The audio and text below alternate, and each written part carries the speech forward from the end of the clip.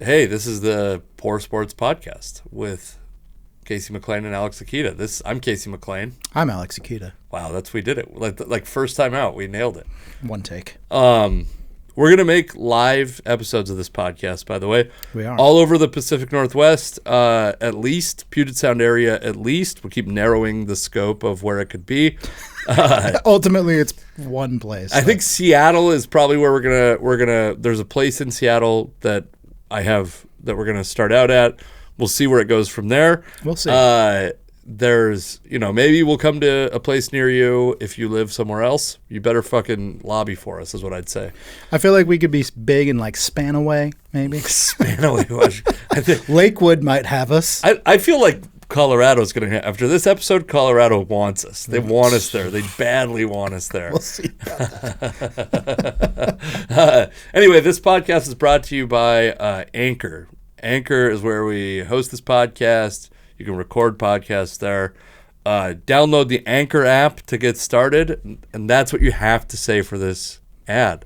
So, you have to tell them that. Yeah. Also, I should probably download the app. You should download the app. And come see me do stand-up, thecaseyMcLean.com, or thecaseyMcLean on all social media.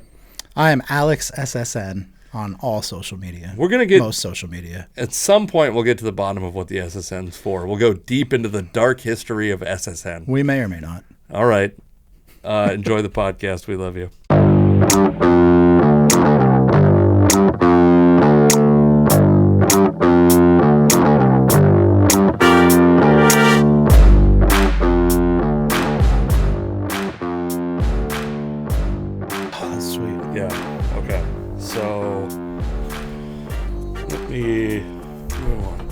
I got a bunch of whiskey.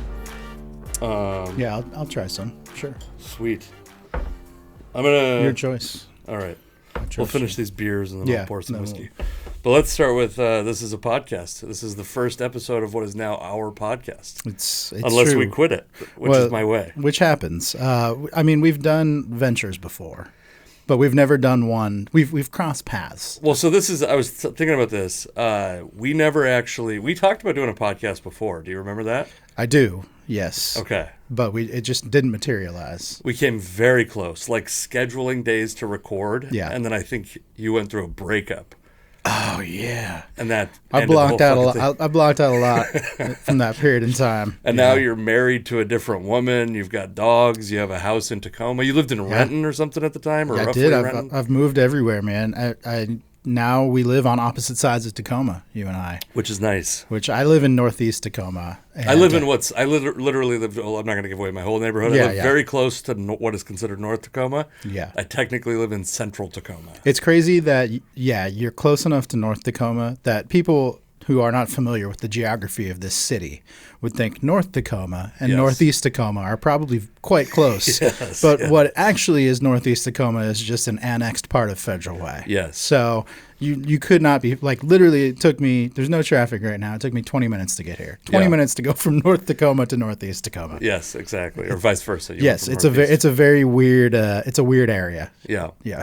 So, and then I was thinking about this too. So you and I, we were talking about this downstairs a little bit, but you and I met via the internet. It had to be like 2010-ish. It's been a long time. Yeah. And then you came to my apartment with your friend Matt Holt. Yeah. My friend Mark Burkhart was there. Oh, yeah. I remember that guy. I totally forgot about that guy until just now. He was a comic too, wasn't he? He was just a funny guy. He was funny. I wasn't even, by the way, I wasn't even doing comedy at the time. Yeah, you were just a dude. I was trying, well, you and I were We literally came to your house not knowing what we were getting ourselves in. Now, when you told me to take off my shirt, I was like, this is different, but I can't say I didn't expect it. Yeah, the photos seemed unnecessary at the time, but I've gotten made a lot of money off those photos. Yes, they're great. They are fantastic. So, we also, by the way, I remember that because I went to Total Wine had just opened. Oh, yeah. And I bought a shit. We got very intoxicated. Okay. I, by the way, me and your friend Matt Holt. Yeah. Our friend Matt Holt. I'll give him that. He'll probably hear this. I'll give him that. Yeah. He and I got very intoxicated. You did. I remember that. I remember walking. I had like two shoulders full of probably 40 beers in my, and people go, people stopped and they're like, where do you live? I want to go to your house right now. And that was just for us. And we made a big dent in those. We recorded a podcast with my friend Mark put a blue snowball on the coffee table, and we just like were kind of around it. Oh, yeah. Yeah, I remember that. I mean, at the time, I was doing a podcast at KJR, or maybe just coming off that podcast, having done that.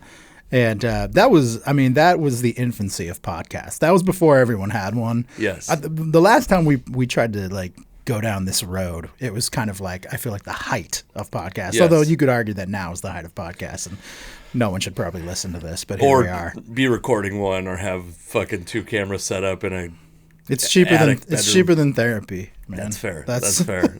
We've all seen the memes. It's better to do this. It doesn't really cost us anything. Yeah. It's great. You're very unlikely to get a DUI driving home on a Tuesday. In Tacoma, yeah. I mean, they've got much better things to do.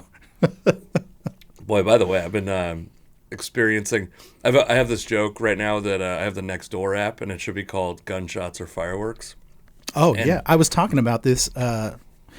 I will say that I've been very fortunate over the years to be part of podcasts where I just show up and do nothing. Everybody else does all the work. Yeah, I might ask you to do a little more on this one.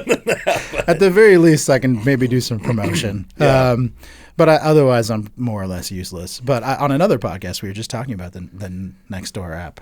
In fact, you really? Are correct. It is all gunshots. I mean, down here it's gunshots and fireworks. In the suburbs, it's fireworks or minorities. Oh, interesting. Yeah, my other joke is my other part of the joke is. By the way, this part of the joke doesn't work at all. Okay. But it's everyone on there disagrees on what to do with the homeless crisis. Yeah, it's everybody's either like round them up and shoot them, which I don't agree with. Or they're like, if you don't let them sleep in your home like a Revolutionary War soldier, you're part of the problem. There is a happy medium, and we cannot seem to find an agreeable point. Yes, and Nextdoor is not the place where reasonable debates are happening in that regard. No, I am somewhat familiar with Nextdoor. I'm not a part of it in my current neighborhood, but there was a time a few years ago, probably when we were trying to last do our podcast, and I was going through that breakup, where I was looking for a roommate at the place I previously lived, the apartment I was in, and so I signed up for Nextdoor because someone mentioned that was a good way to like connect with people, but I quickly realized it was not, unless you want crazy people living with you, which you probably don't. The other part of that joke is the only other thing that happens on there is people schedule community events, and my joke is if you are meeting people for community events, if that's where your social circle comes from, you don't deserve friends. No, you don't. And you need a different app, probably, not Nextdoor. There's other apps for friendship out there. You can find one. I'm gonna give you a little bit of my favorite whiskey. Okay. Which is Blanton's, which comes from the Buffalo Trace distillery. Oh, Buffalo Trace. Yeah, I've never tried anything from Buffalo Trace, but I know all about it. Okay, well we have I think over here. If not, I got Eagle Rare is like the one step down from this. Yeah. Okay. So this is special. I've never actually shared this bottle with anyone because here we are. This is better than the time I took off my shirt. What you want? I know. I might take off my pants. What you might I think the way you want to drink whiskey is to like hammer a beer right before. Okay. That's usually the way. All right, we'll do that. That's the way the finest whiskeys get. That's right. I'm gonna let it simmer here for just a second, and then give it a try. All right. So, we met then, and then there's been a couple other things. I got invited to your 30th birthday party. Did you? Yeah. Yeah, which was I think it was your 30th birthday. It was a surprise to me that I made the invite list. That would have been in Casey's does he know? That would have been in 2014 then, my 30th birthday, which you can do some math and figure out how old I am now. It's embarrassing. We've all been talking about it. Yeah, I know. It was in like Georgetown area, right? Yeah, we had I do remember that now. Again, like my memory as I get older is just gone. Yeah. It's basically gone. These are I've only been recently thinking about this because actually I dream about it every night. I masturbate to the thought of it. That's great. I'm glad you do. One thing about anytime I've gone to something that you're involved with is you'll show up and you're like, there's like fucking 5 people from sports radio stations or newspapers here. Yeah. And those are most of my friends, as it turns out. Yeah. I've surrounded myself with degenerates to feel better about my own life. Well, that is a thing we share is we're both, I would call it, failed sports journalists. I like to say media adjacent. It's like Nice. you know people. It sounds fancier. That might even get you a job if you put it on a resume or something. You never know. Sure.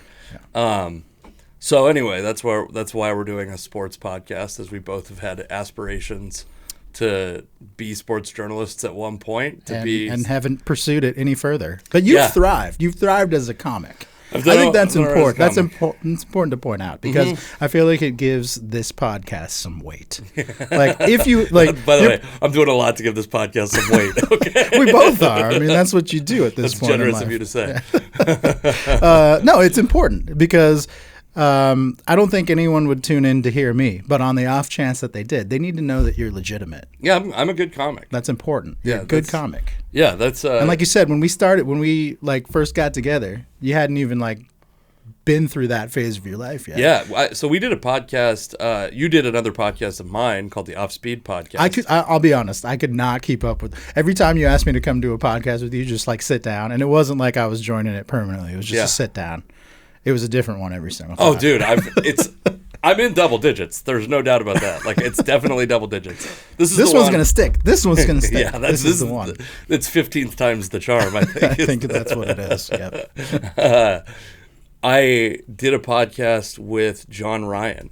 He came into my house and he was drinking beer. He came to Tacoma and he was drinking beer in my dining room, talking shit, swearing, all that stuff. I think it kind of gave him the podcast bug a little bit to do his own podcast. Yeah. And then I did the recording for his podcast some years later.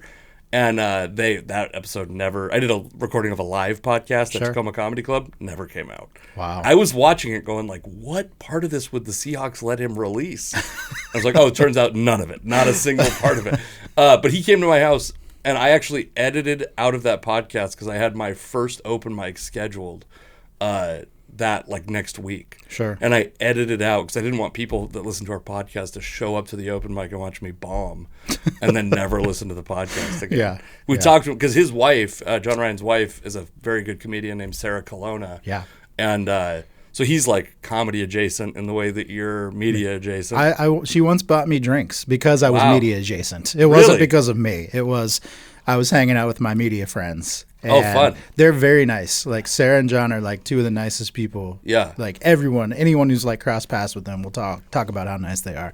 And it was the end of the season and we were at a bar. They happened to be there and they saw my friends who were media people and they bought everybody at our table. Drinks, nice. Which was super. And they actually, on top of the drinks, they also bought us a basket of pull tabs. Oh, that sounds like because they like pull tabs. That's a very John Ryan and Sarah Colonna thing. Yeah, really nice people. Have you tried the whiskey yet? Here I go. I'm going to give it a try. Maiden Voyage. Blanton's. That's ridiculously good. I really like it. It's very smooth. It's very smooth. Yeah. That might be the smoothest whiskey I've ever had. And I've never been to the top. Mm-hmm. I've never been to like the Van Winkle line. I've had it twice. Really? I had one time I did a comedy show and my friend came to the comedy show. He lived a block away. He gave me a half a shot. Did he like buy it at the bar or did he like have it at home? Had it at home. I walked to his house. We walked to his house and I took it. And but a half a shot, which is like not really enough to like taste it, experience it, you know? Yeah. And then I'd probably be doling that out in half shots too for the price tag that it comes with. Well, so this, luckily I have a buddy who's very generous and is always on the lookout for rare whiskey. Yeah. So he actually gave me this for free. Wow. This bottle. But it's like if you go to buy it resale online, it's like $350. Yeah. Retail's like $80. I would never pay that for a bottle of whiskey. That's insane. No, I could never do that either. I mean, you can find really good like cheap, quote unquote cheap stuff, you know, for well under $100. Yeah, yeah. And this, I mean, at $80, I would never be without this. But at $350, I would never have it my whole life. Yeah, this is really good. Anyway, then that same friend, we went to a bar and they had like kind of hiding behind the side of a cabinet door on purpose, like so that you'd have to know it was there to know it was there. Right. He's like, I think what's that bottle you have? Right, and they're like, it's Pappy Van Winkle. And then we had, I don't even remember what one. It was like, but it was $100 a shot. And I was like, I'm not spending $100 for a shot of alcohol. Yeah. And he's like, yeah, dude, I know you. I'm buying it. That seems like it's right. $100 a shot. Like, I mean, I know enough about it to know that seems like a reasonable rate for a bar to sell it. Yeah. Yeah. It's always such a crazy markup. Yeah. You really have to love whiskey.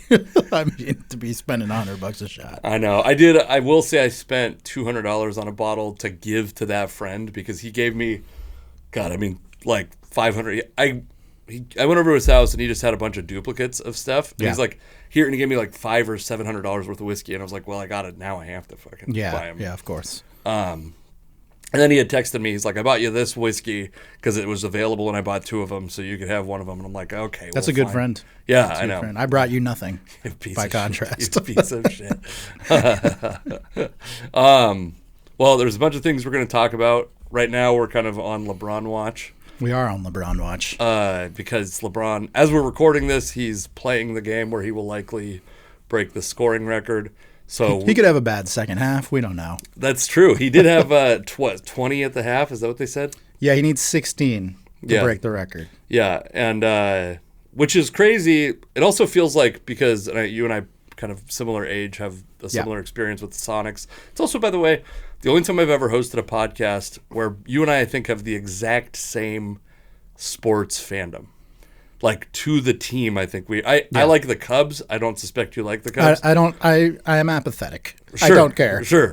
But other than that, like, there's no team that I like that you don't like. Yeah. Besides the Cubs. I mean, there's no team that you like that I don't like, I should say. So you love the Storm.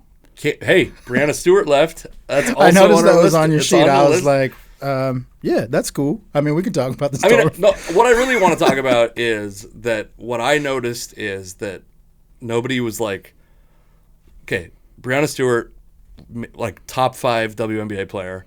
Russell Wilson, whatever level of quarterback he is, he leaves and people still are not over the...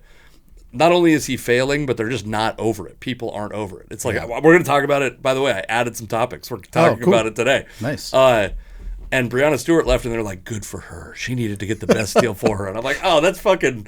This is why, like, these are one of the reasons you can tell these sports are different. Is the fans are so much nicer. And I think if... I didn't see anyone do it, but if anyone was like, fuck her, she's a piece of shit, I hope she fails in New York... I think people would be mad at that. Seattle fans would be mad at that person. It's just a different time. I do think it's funny that so far, and obviously our podcast will go all over the place, but we've really hit the target demo of whiskey drinking WNBA fans, of which there must be less than 5.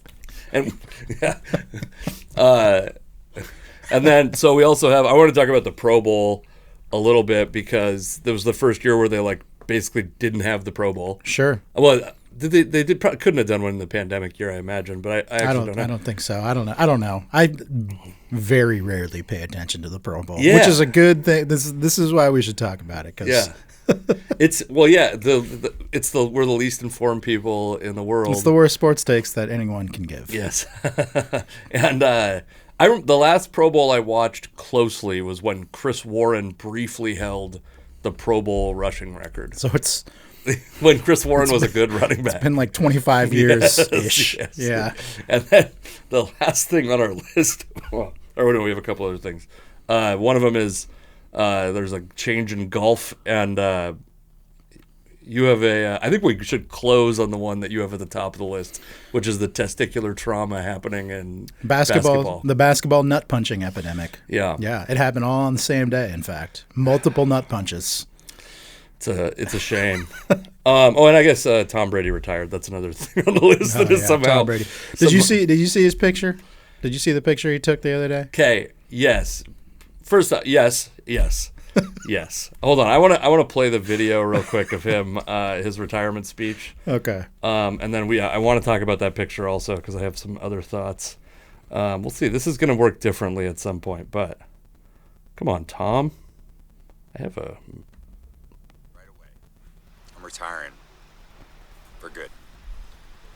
I know the process was a pretty big deal last time, so when I woke up this morning, I figured.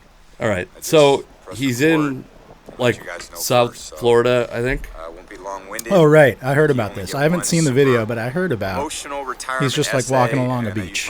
Yeah. So And really thank you guys so much to every single one of you for supporting me, my family.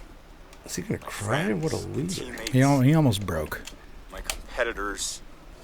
I could go on He forever. did thank There's his too family, many. but most of his family has left him. Thank you guys for allowing me to live All right, this my is fucking absolute important. dream. Okay, so two things about this are, one, did you see the thing that some of the sand got auctioned off for over $100,000? Sand from that spot. I love that stuff, man. Yeah. I love it when people do that. I think that's like the most, whoever that person is that did that, like if I worked for a major company, I would find them and I would hire them because they are the most entrepreneurial spirit you could possibly have on staff. This person made like $100,000 doing nothing. It would cost less money to buy a trip to that location, pay for a week of hotel, And go get your own sand. and go get your own sand. It's the from same that spot. sand. It hasn't changed. They don't switch it out each night. Yeah, but so he takes the picture. It's like an underwear. It's like to mimic an underwear model. This is I actually didn't read into the story. I just got on his Twitter account to find this video and was like, "What the fuck is going on here?" There's Tom Brady in his underwear.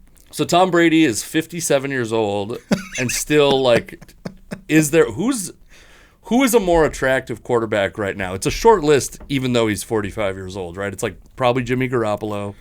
Yeah, I think universally, every woman I've ever talked to loves Jimmy Garoppolo. Can you imagine how much like extra security they needed in New England when both those guys were there? Like, I don't think they could go out to the club together. Some fucking... There's been a flood. And in Boston, of all places, there's been a flood. Who's like even... I mean, it's Garoppolo now, obviously. I don't know. They all have a little, like... They all look like... If you saw each NFL quarterback from like 1,000 yards away, you'd be like... Looks like a decent enough dude. Yeah. And the closer they get to you, the uglier they get. Like, Aaron Rodgers has a weird face. Derek Carr, weird face.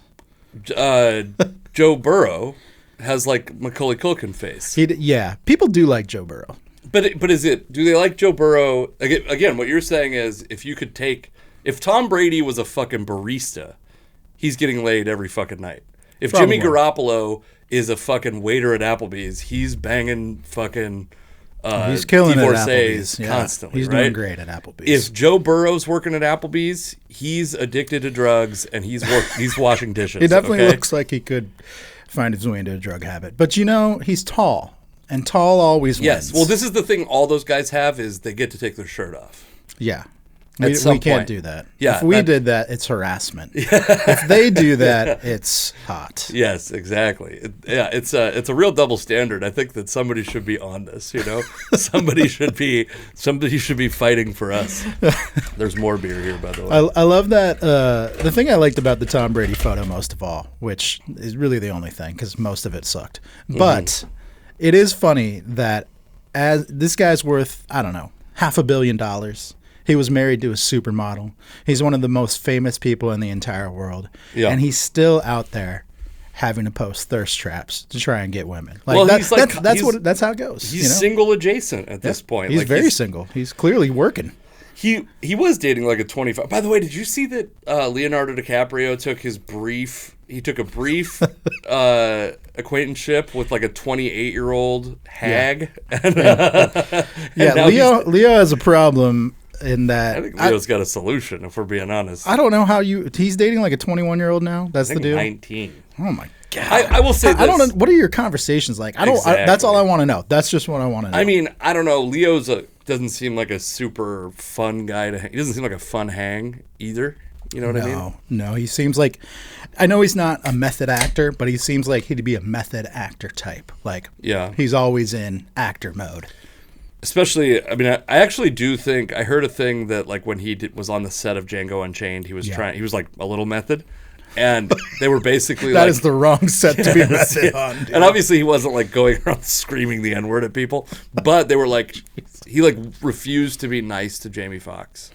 And Sam Jackson. I've heard that. Yeah, I've heard that story before. Maybe but that's like the easiest way to get through. Like, just play a racist character, and then you can be as racist as you want to be. Jesus, the method acting. Sometimes it goes too far. Like if you're playing the Joker fine, whatever, man. Yeah. Like, don't kill anybody. Yeah, But don't burn down a city. there's a line, but do what you got to do. But man, if you're in like a period piece that deals with some real traumas, A rough period. yeah, some real tragedies in history, maybe don't go too far there. So do you think? So everybody, I think, already thinks Brady's going to become an announcer. That's what he says. 2024, Fox. Yeah. I don't know. And it doesn't seem like he's like going to be great at it, to be honest with you. I also don't know that he'll ever do it. Tom Really? Brady is like, he's not one of those guys. Like, his track record is he retired once and then didn't mean it. Right. And now says in a year or so, he'll be a broadcaster. So he's a little flaky, it feels like. That's fair. I don't think that I'm quite at like, how much do you believe the retirement? Do you believe it 100%? You think Tom Brady's never playing another NFL? I believe it like 65%. Okay. Just because age is like, time is not on this man's side. He should retire. The age says he should retire. But Right. he just unretired a year ago. So And Josh McDaniels is in Vegas. Vegas is going to need a new quarterback. there's a carousel this year. Yeah. There's a Yeah. lot of guys. There's a lot of teams that are going to need new quarterbacks, and he's still better than most scrubs out there that could fill those roles. Yeah, and I think also he's in a position of leverage with Tampa Bay because their cap situation's so fucked up that if they go out and make a bunch of moves, Yeah. he can I'm going to be looking for Vegas keeping a cap, like a Brady sized hole in their cap.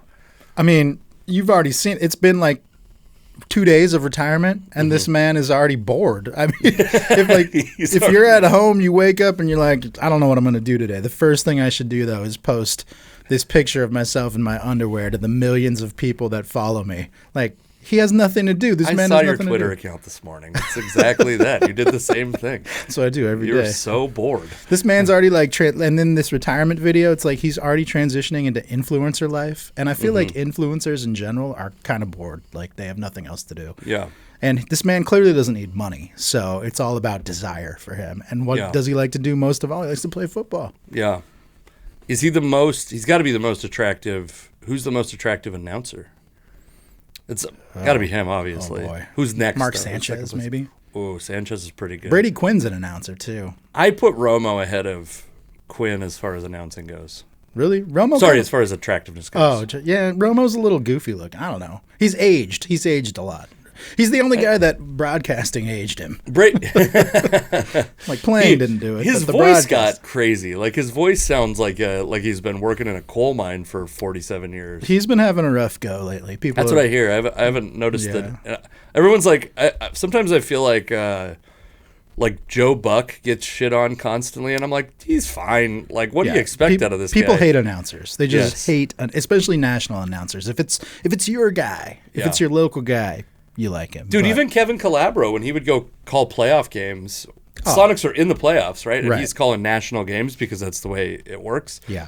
And you'd be like, oh, this is like such a neutered version of Kevin Calabro. Yeah. It made me accept just about it. Like, people hate Dave Sims. I love Dave Sims personally. You don't have to. I don't know what your stance is. I'm fine with Sims. He entertains me.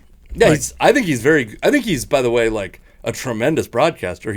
He calls college basketball games. He calls football games. He does fucking radio. Yeah, like, my first exposure to him was long before he was a Mariner broadcaster. It's on college weird to me that he basketball even and football. is a Mariners announcer.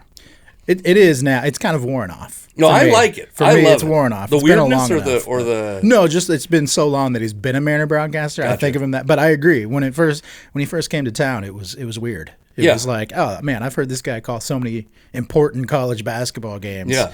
And now he's our baseball guy. Yeah, it would be like if like Marv Albert is probably a little too high of an example, but if he was like, I'm gonna go call like a bad Major League Baseball team that's away from where I grew up, you know?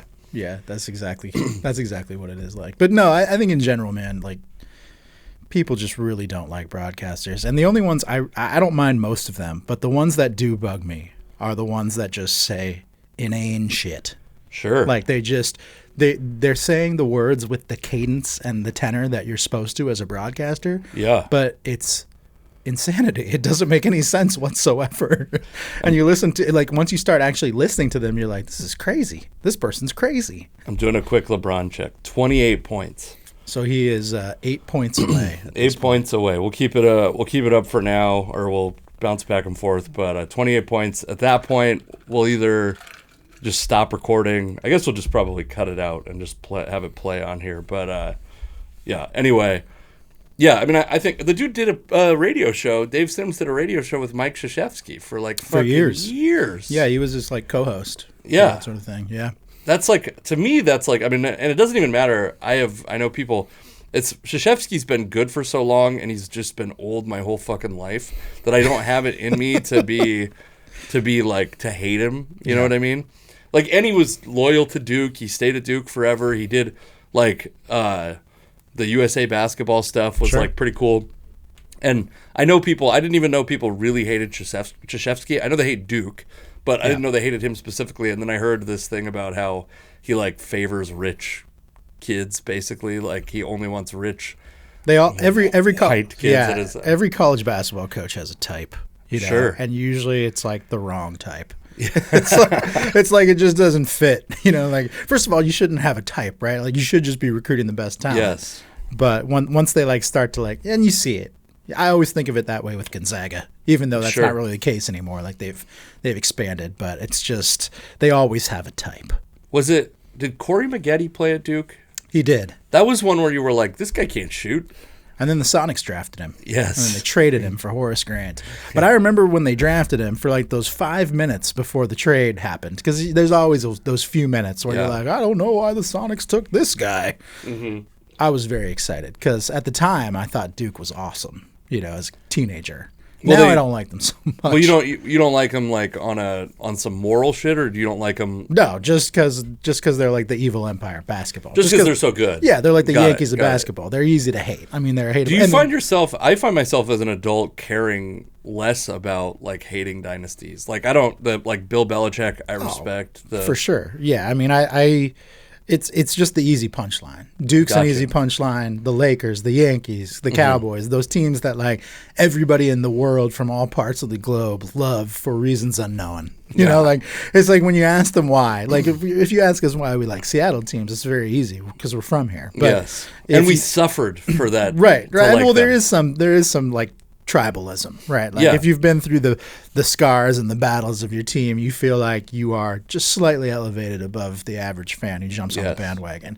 But those teams especially, it's like there are no fans that have really suffered with those teams. You know? Even if they have been there since birth, a lot of those teams have been so good that they don't even really know what it's like to struggle. Well, and if you are a Duke fan, what are you, like a Carolina Panthers fan? Like there's not really an obvious geographical pro team. So yeah, a lot of those, I don't know many people that like, I don't know, those teams. Also, by the way, it's weird because I just always my whole life grew up assuming, this might be just stupid. Just tell me if this is stupid or not.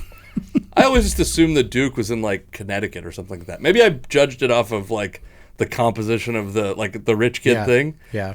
Where I was like, oh, they're in North Carolina? Like, that's crazy. That is one of those things that colleges that do not have geographic names, you have for us, I'm sure it's different now because everybody has a phone now. Yes. But when we were kids, you had to really go work to find out where Duke was. Yeah. It wasn't super easy to do. Yeah, or you're like, Alcorn State? I've never heard of the state of Alcorn. What are we fucking talking about? Those schools that like go out of their way to not have geographic names, it's like you're only hurting your brand because I have no idea where you are. The Duke brand has suffered significantly because of that. Maybe they're helping their brand. I might be totally off on this. All right, where are we at on the LeBron watch? He's at 30. Okay. All right, 6 away. We'll at some point once he gets to within a shot here, we need to pull this up. Yeah. They're probably going to go like Kobe's last game as soon as he's one shot away, right? Like no one will guard him at that point. You don't want. That's going to be so lame. Well, you don't want to be the guy that gave up the shot, right? So like you don't want to guard him too close. Yeah, I guess that's true. It is fun, by the way, as Sonics fans, that this is happening against the Thunder. The Thunder will forever be the team that gave up. Dude, by the way, what's your status on carrying the Thunder Sonics torch? I'm not as impassioned as I was 10 years ago because I don't think anyone could be after all this time. It's been fucking 15 years. But anytime I feel like around here, it's still very rare to see thunder gear out in the wild. Right? Yeah, that's like true. It does happen sometimes, and it's always some kid that has no idea. Yeah, or it's someone who's trolling and is like asking for attention. Like they're begging for somebody to finally pay attention. Right. And I feel like as time has passed, that type of person has gone more and more by the wayside. Now it's like if you do see a Thunder jersey, it's some kid, and that kid has no idea that the Sonics even existed, probably. I've done comedy in Oklahoma City a bunch because the people that own Tacoma Comedy Club also own a club in Oklahoma City. Yeah.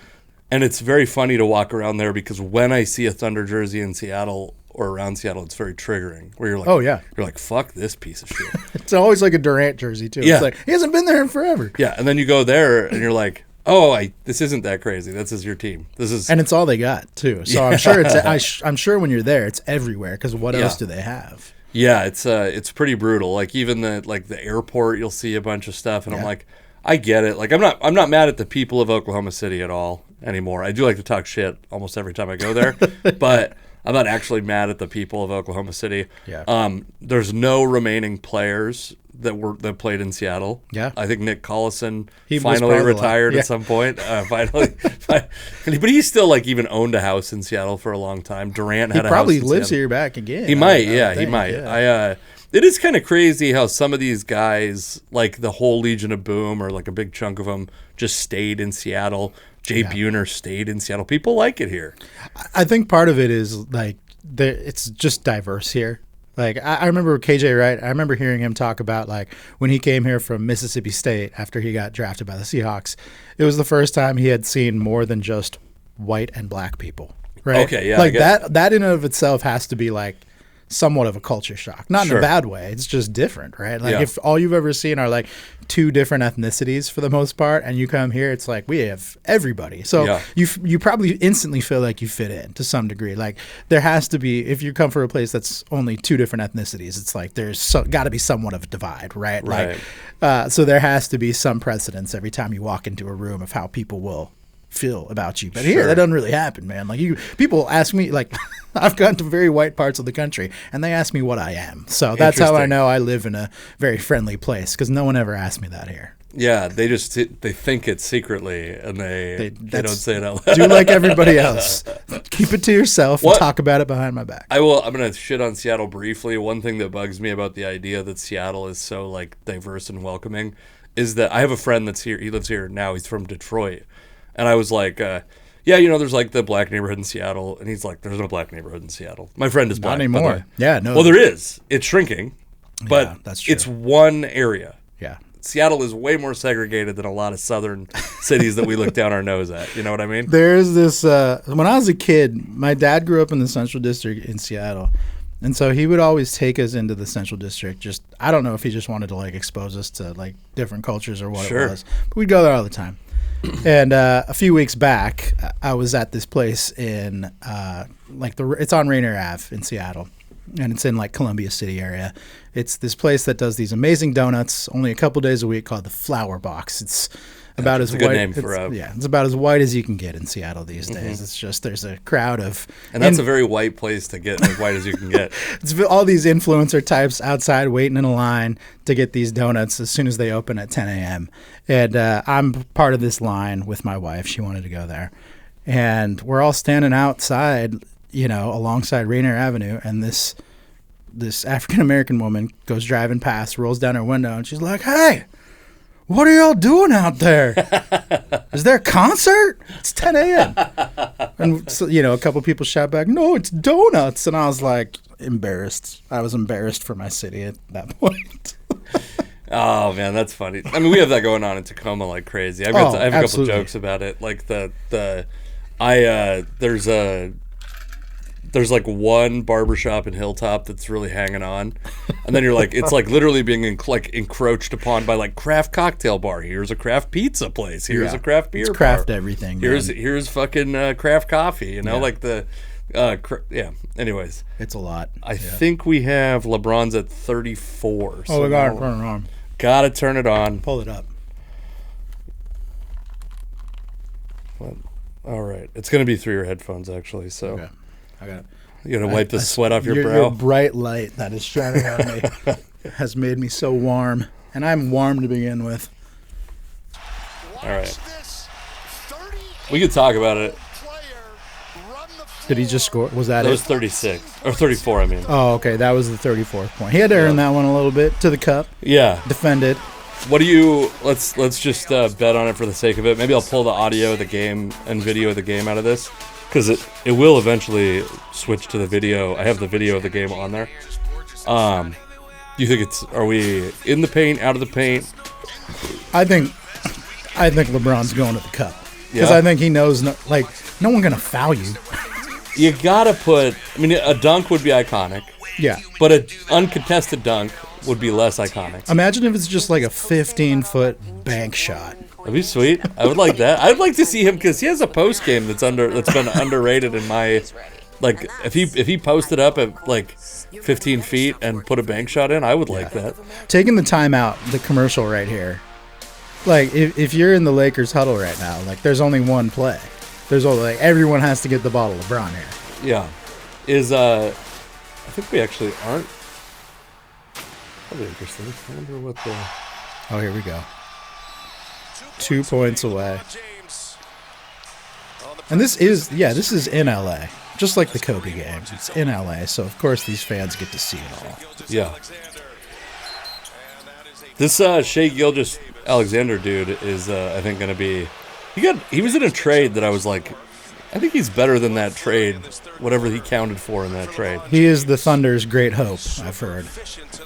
And I don't follow the NBA super closely anymore, but I follow it closely enough to know who the stars are and who the up-and-comers are. Yeah. I do know the Lakers suck, which is entertaining in its own right. Would you classify yourself as a LeBron fan or not a LeBron fan? I don't care that much about LeBron. I'm not one of those guys that's like, oh, Jordan was the best and LeBron could never. I mean, LeBron's a very good player. Like, he is he's probably the best all-around player. Yeah. And like Jordan and Kobe, they were kind of assholes. Yeah. I mean, I think LeBron's a little bit of an asshole, he's too. he's a little bit of an asshole. Okay, but he's got the an ball in his asshole like hands. these guys. Our first episode, we're giving accounts and descriptions without the express written consent. No pass. Oh, my God. No one wanted to see you shoot.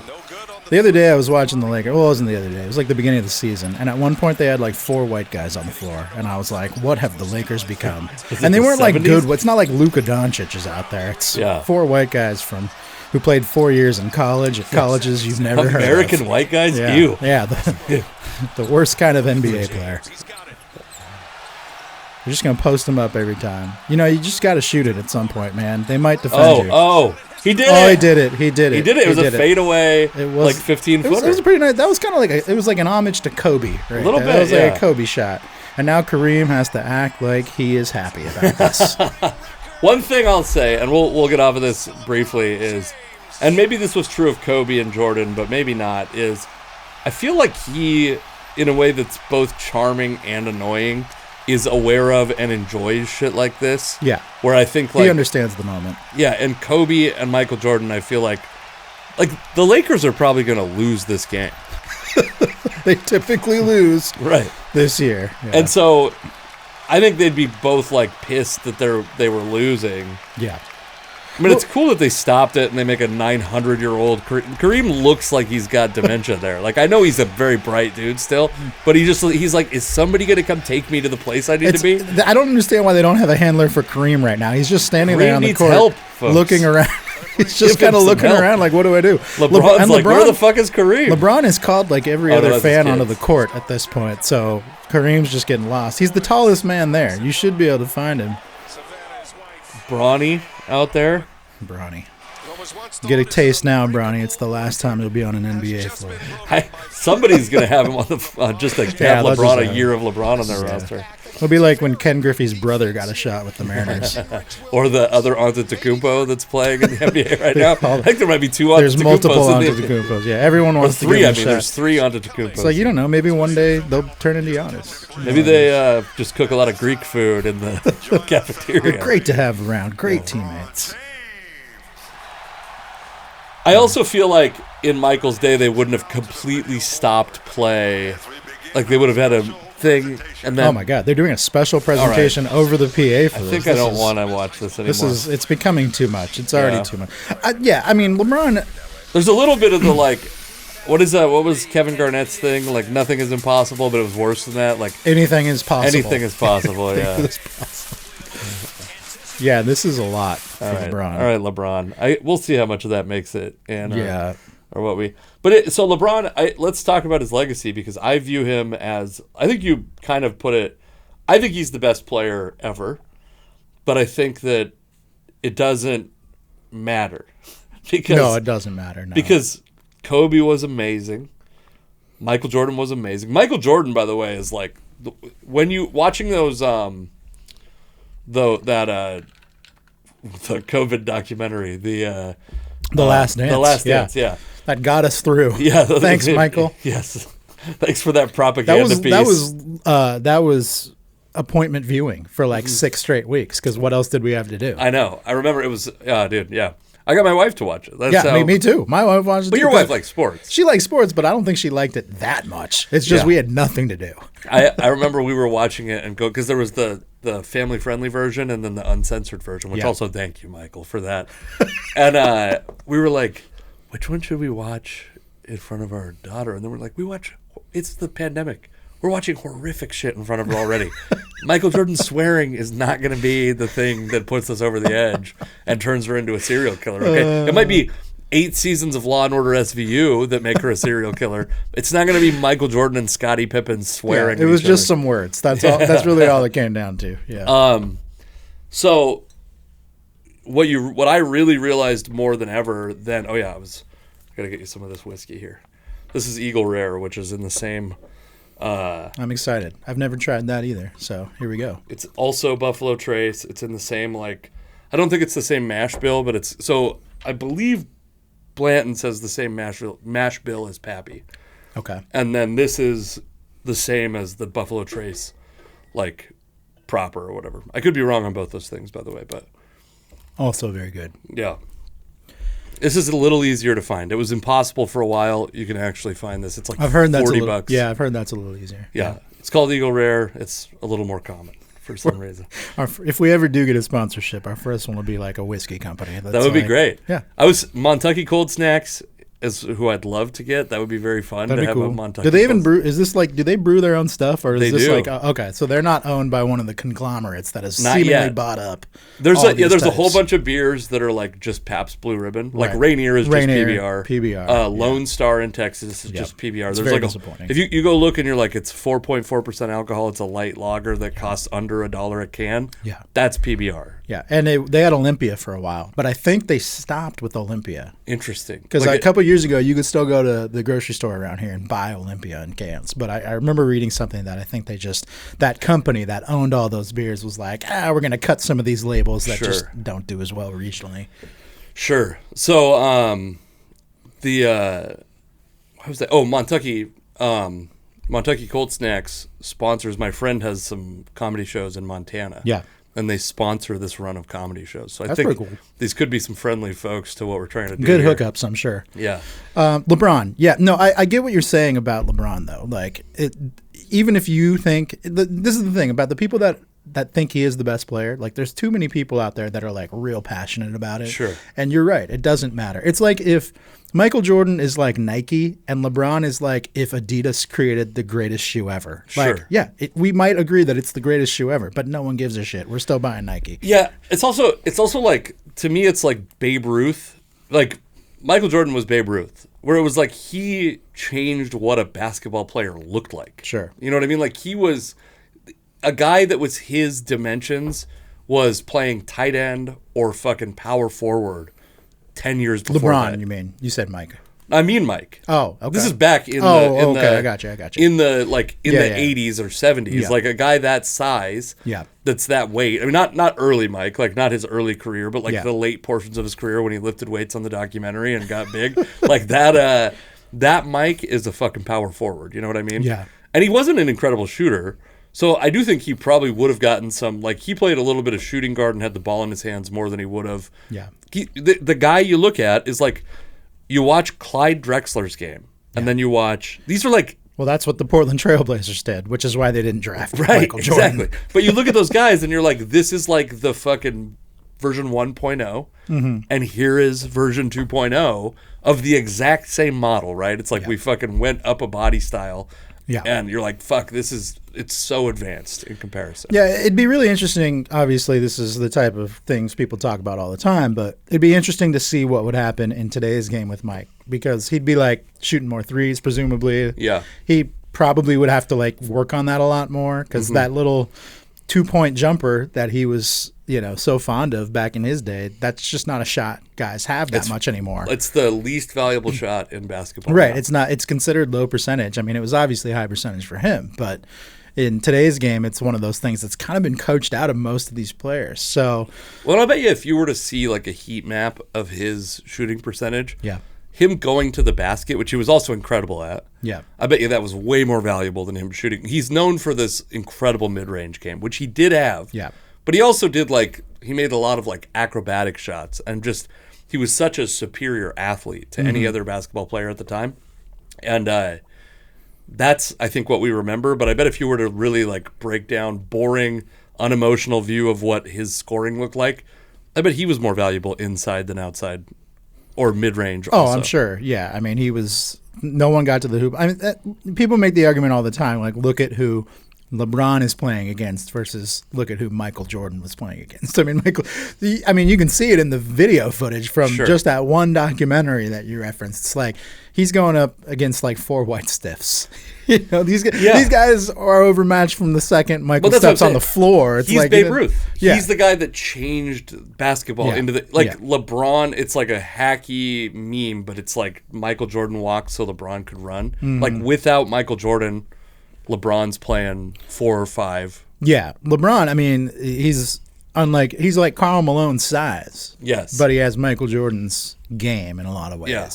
And that's still in a lot of ways unheard of. Like, you just don't see guys doing that now, even the way that LeBron has done for 20 years now. He's just so big and so athletic, and I'm the same age as LeBron, and I can't imagine doing anything like what he does at his age. The fact that he's still able to do it now is very impressive. Yeah, it's incredible. I've always said of him that if he hits 40 and he still wants to play basketball, but he can't run the court, he'd be like a very good. I mean, there's not really like a true post-up 4 in the NBA these days, but he could have been he would have been the best version of Karl Malone. He's significantly more athletic than Karl Malone. He would have, he would have been an incredible power forward. There's no position you could have put him at where he wouldn't have been successful. And we're going to see it. We're going to see it. I hope so. Because his son will not be playing in the NBA until at least 2 years from now. Or if you're me, you think he'll never play in the NBA. Yes. But at least it'll be 2 years from now before his son can play. And he'll be 40 years old at that point. So there we go. We'll see what happens. Yeah, that will be interesting. What do you think so he just crossed Kareem's record, which is like 38 and change. Where do you think he ends up? Number 1, I'd say. No, I have no idea. I mean, I don't know. I'd have to go back and look at the list. I don't know who's anywhere close to challenging him for that record anytime soon. No. What I'm saying is how many points do you think he ends up scoring before it's all said and done? God. I mean, if he's going to play, he's at least playing 2 more years. We know that. He seems to still be like more or less in his prime, even as the team around him kind of crumbles. Yeah. It's kind of like with Kobe. It's like you always felt like he could play forever or as long as he wanted to. And then all of a sudden, Kobe got that catastrophic Achilles injury. That basically ended his career. He came back, but it was over for him at that point. He was never the same. If LeBron stays healthy. He's going to come out of retirement? Okay, this is the end. This is why we're not sports journalists, Alex. It's okay. It's okay. Some people would say too soon. It's been, 3 years? I was in an airport. I know where I was, too. Yeah. I remember I was at Cactus in Tacoma, in fact. I can't even believe Cactus in Tacoma was open at that point. It was open, and I was in the bathroom, and I checked my phone, and I was like, no way. That's crazy. Actually, let me rephrase. I was at a Applebee's type place in Indianapolis, going to the airport, having lunch before going to the airport. But sure. Very memorable. Yeah. But he died in aeronautic crash or whatever you call it. Catastrophic way. I mean, I don't. But remember. flying, and I was about to fly. Like, I had a kid, and he had a kid. Like, I was fucked up over that. Yeah, that day, I was fucked up over it. If you're about to get on a plane, that'd be a really bad thing to see. I had a 6-month-old child at the time that I couldn't imagine living without. Now there's times where I'm like, I could fucking do without. But yeah, I get it, man. That would be you'd go through some things. Yeah, but also every comedian that made a joke about it, I support, and I think they should have been allowed. There was people that got fucked up, comedians that got in trouble around that time. I mean, you got to let. I understand. There are people that probably came out that night and did some jokes. I mean, like on Twitter, like within minutes. Yeah. Twitter, I do like. This is one thing I make a lot of jokes on Twitter, but I'm not in comedy, and I understand that if you're a comedian, part of your brand is making jokes on social media. I feel like there's so much around comedy that's delivery and timing that trying to translate those jokes to social media is. I don't envy people that feel like they have to do that. Like, it'd just be really difficult. Sometimes the joke is how inappropriate it is in that moment, right? My favorite comedian, Joe List, who I believe is in Tacoma in November. Every time he comes to town, the club lets me know, like when they book him before they even put it on the calendar. Sure. Nobody's ever gonna fucking host for that guy besides me. But he tweeted. And he deleted it. Yeah. And I sent him a DM that was like, it was very funny. He's like, I know, but people got so mad. Yeah. These are the kind of jokes, look, before you say it, I mean, these are the type of jokes you say to your friends that the entire room dies laughing for like 2 or 3 minutes. But you're like, God, if anyone besides my friends heard that, we'd have a problem here. So I'm like getting onto the airplane and I see his tweet. It says, I'm so glad I didn't have helicopter parents. Wow. Which is a fucking incredible joke. There's another... That one does require the timing of the moment. It has to be... Yeah, it wouldn't make sense. Moment. If you tweet that today, it doesn't make any sense. Right. And it didn't say Kobe in it. No. He's also a big sports fan, so you know that he understands like the gravity and all that. As someone who does a lot of jokes on Twitter, I've definitely done jokes like that hint at the situation, but do not explicitly say it because that's your plausible deniability. Sure. Even though it's it's just enough. It's just enough that you can weasel your way out of that if you have to. So I don't know if you're aware of this because this might be something that comedians cared about a lot that people who aren't comedians didn't care about. But are you familiar with a comedian named Ari Shaffir? I've heard the name. Okay. Yes. So he tweeted a thing that was like, or he put it on Instagram, a story. He was performing in Charlotte, North Carolina that weekend. Yeah. And he goes, I almost want to pull it up, but I don't know if it's like, let's see. Let's see if it's easy to pull up. Charlotte. I've been there. Nice place. I like Charlotte. I think it's great. I've never been there, but this is going to, Ari. I once had someone who was from Charlotte who came to Bellevue, Washington, that I worked with, where my office was at the time, describe Charlotte as like the Bellevue of North Carolina. Interesting. And having been there, I would say that's pretty close. Okay, so I'm going to give you a little bit of lead up to this, and we're going to have to deal with like me having to scroll through this. Also, my mouse died like as we were starting the podcast, which is perfect. That's terrible. So he does this thing on Instagram. It doesn't actually, I'm sure people got mad, but it didn't become like a big national story. Yeah. And then he deleted it. Here's another Montucky if you'd like it also. This guy's got to drive. Michael Rappaport, are you familiar? Yes, I'm very familiar with him. So he, like, someone sent a screen capture to him, and then he sent it out to like the world and was like, fuck this piece of shit, he's a piece of garbage. And then so Ari Shaffir, and we haven't watched it yet, so you're gonna understand that there's like, it's not just the helicopter parents. I vaguely remember this. Yeah. So he was about to record a special. Yeah. He basically had to go into hiding. Yeah. He had to cancel the special. The venue canceled because they like, we're gonna have to add so much security. Yeah. It probably cost him, I would bet it cost him in the neighborhood of like $300,000. Yeah, because he's had some specials, right? Yeah, he's a big deal. Yeah. He actually did just put out the special he was going to record. It's called Ari Shaffir Jew, and it's so good. It's like it's the first special in years that I've watched. Like, it's 90 minutes long, and I did watch it in 2 chunks, but I wasn't pausing. I didn't watch 10 minutes and turn it off. Sure. Okay. Let's see if we can get kind of close to it's going to be close to here. As I know, there's always It's always a bunch of terrible stories. Meet Ari Shafir. And every once in a while, there's a good story. Good story comes out. The guy who got away with rape got his today. Oh no. I do remember this now. Kobe Bryant is gone. I'm here in Charlotte, the home of the team that originally drafted him.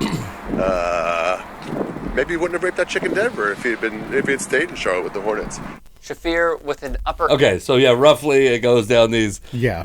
This path. We don't need to watch the fucking Young Turks. I didn't know the Young Turks had a sports channel, but...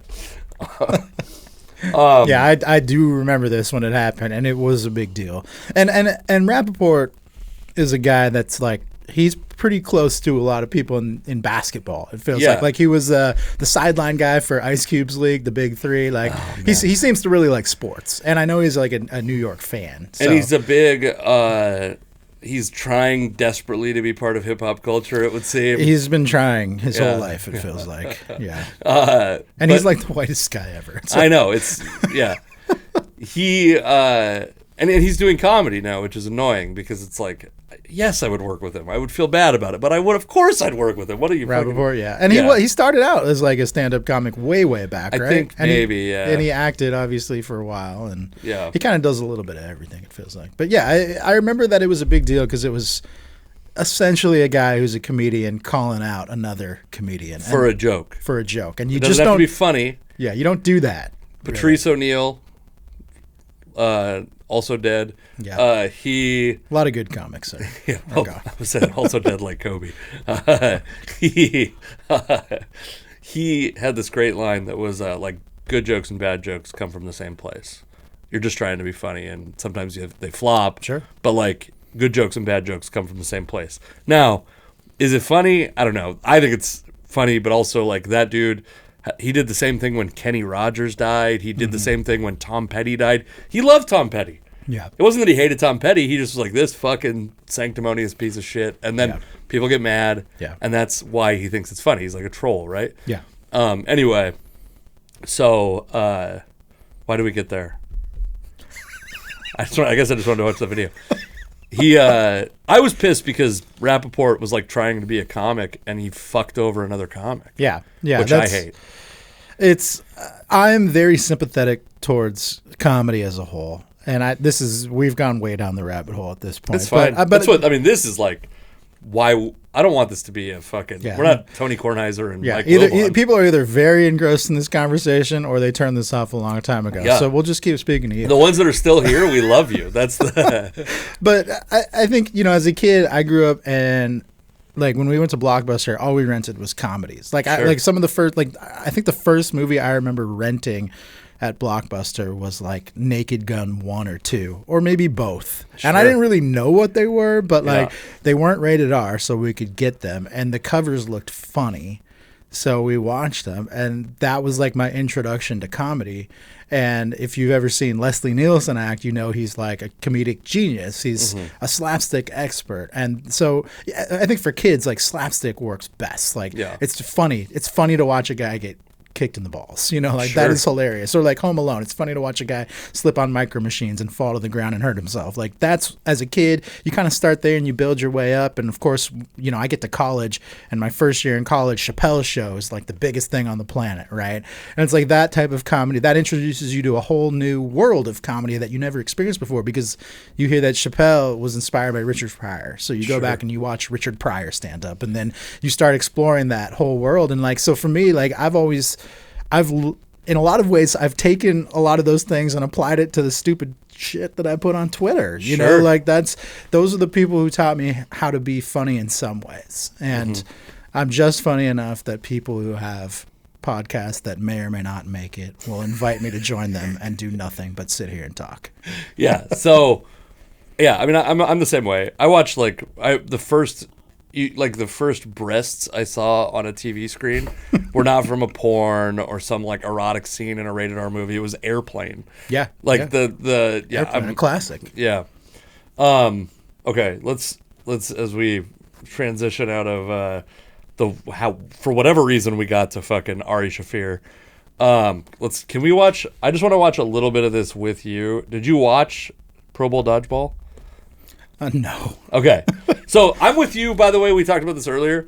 Pro Bowl stinks. It fucking has sucked for years. It's pointless. They don't play hard. When they do play hard, it's like Robert Edwards almost loses a leg playing beach football. Like, it's bad if they play hard. It's bad if they don't play hard. My right? 2 favorite All-Star events in any All-Star games, NBA, it's the celebrity basketball game. That's always fun. Yes. Because there's always like 3 or 4 guys that play harder than anyone in a rec league plays, and then everybody else is just there. Yes. You know, so they're like destroying people and everyone else is watching.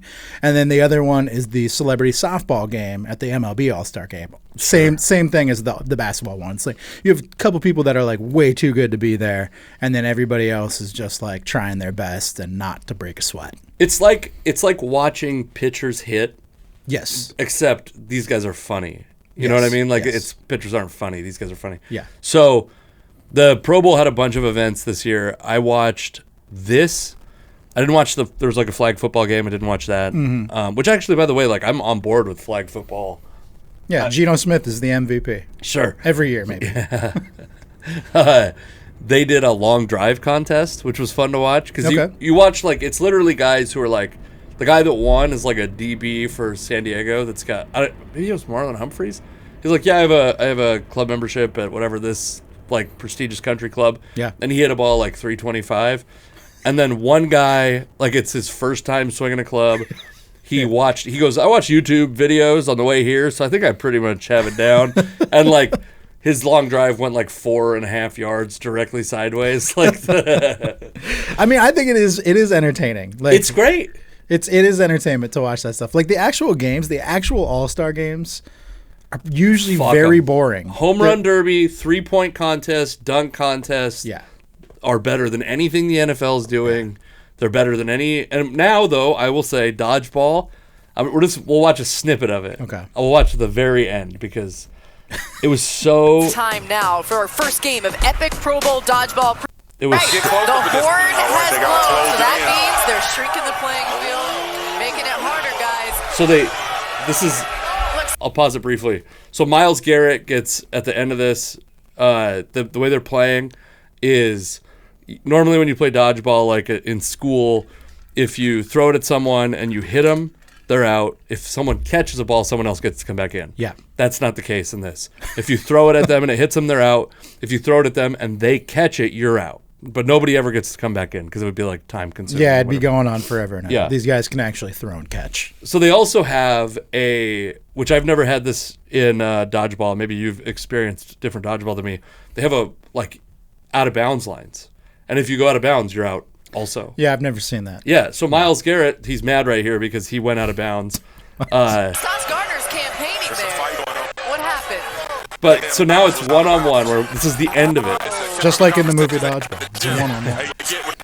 Let's see the Oh, replay. the sounds awesome right We'll here. see Yeah. if Myles Garrett was actually out of bounds. They did full replays. They did replays. Check the tape, boys. I like that everyone takes this so seriously. Yes. He's really mad that he was called out. The broadcasters are taking it very seriously. That's absolutely what makes it fun, though, is because they're taking it seriously. It's like what you actually want to see out of the Pro Bowl, but without the potential injuries. I actually think, I know a lot of people clowned on this year's Pro Bowl events, but I feel like this should be applied to all.